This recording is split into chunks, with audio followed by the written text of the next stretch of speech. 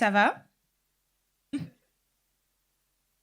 Ok, parce qu'on vient juste de vous maudire. Euh, Chez nous, les femmes n'ont pas le droit de jouer du djembé parce qu'apparemment, ça porte malheur.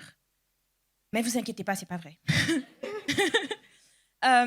Parce que il y a deux héroïnes des temps modernes d'Obé Niaoré et Ndeye Seck du Sénégal qui ont réussi à faire bouger les lignes parce qu'elles sont allées à l'encontre de cette soi-disant malédiction. Et l'une d'elles a même gagné un Emmy Award. Donc elles sont devenues les percussionnistes les plus respectées d'Afrique de l'Ouest. En hommage à ces héroïnes des temps modernes, nous avons décidé de raconter une fable fantastique qui raconte l'histoire d'Imani, une fillette de 8 ans, timide et réservée, qui vit dans un petit village qu'on a appelé Alkeboulan, avec sa grand-mère, qui est la grande prêtresse du village, et son frère, qui est un grand batteur de djembé. Imani a un rêve. Elle a toujours voulu jouer du djembé, sauf qu'à Alkeboulan, les femmes n'y ont pas droit parce que ça porte malheur.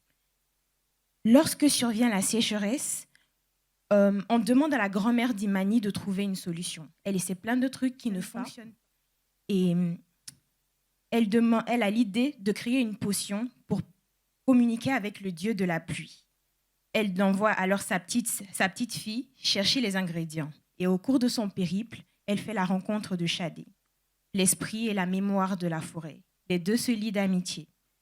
Entre-temps, sa grand-mère a une révélation. Le seul moyen de sauver le village, c'est de jouer du djembé, mais pas n'importe lequel. C'est de jouer du djembé avec un instrument spécial fait dans le bois le plus précieux qui puisse exister. Et on confie cette tâche au frère d'Imani, qui va dans la forêt et qui coupe Shadé. Malgré la tristesse et la colère, les supplications de sa petite sœur, il va au bout de sa mission. Mais le jour de la cérémonie, il joue et le djembé est muet. Un djembé muet, jamais vu. Et, dans la nuit, Imani est attirée par des battements de cœur provenant du djembé. Elle se retrouve face à son destin et elle choisit d'aller à l'encontre de la malédiction et de jouer. Elle joue ce soir-là la plus belle musique jamais entendue dans tout Alkeboulan. Et cette musique est tellement belle qu'elle touche le cœur du dieu de la pluie. Depuis ce jour, les gens d'Alkeboulan ont compris que les femmes peuvent jouer du djembé et ça porte pas malheur. Pour illustrer ce court-métrage de 12 minutes, nous avons choisi un style graphique 2D avec des tons et des couleurs très chaudes qu'on peut retrouver en Afrique d'ailleurs. Et pour le style d'animation, on a aussi choisi le style 2D cut-out couplé à de l'animation, couplé à du frame by frame pour ajouter de la fluidité dans les scènes avec une forte intensité émotionnelle. Alkebulam est un village évolutif, c'est-à-dire au début, on va avoir des huttes qui proviennent d'Afrique du Sud. Ensuite, on va avoir des bâtiments qui commencent à être un petit peu construits, qui proviennent d'Afrique de l'Est. Et la finalité, c'est d'avoir vraiment une architecture de l'ancien empire du Mali.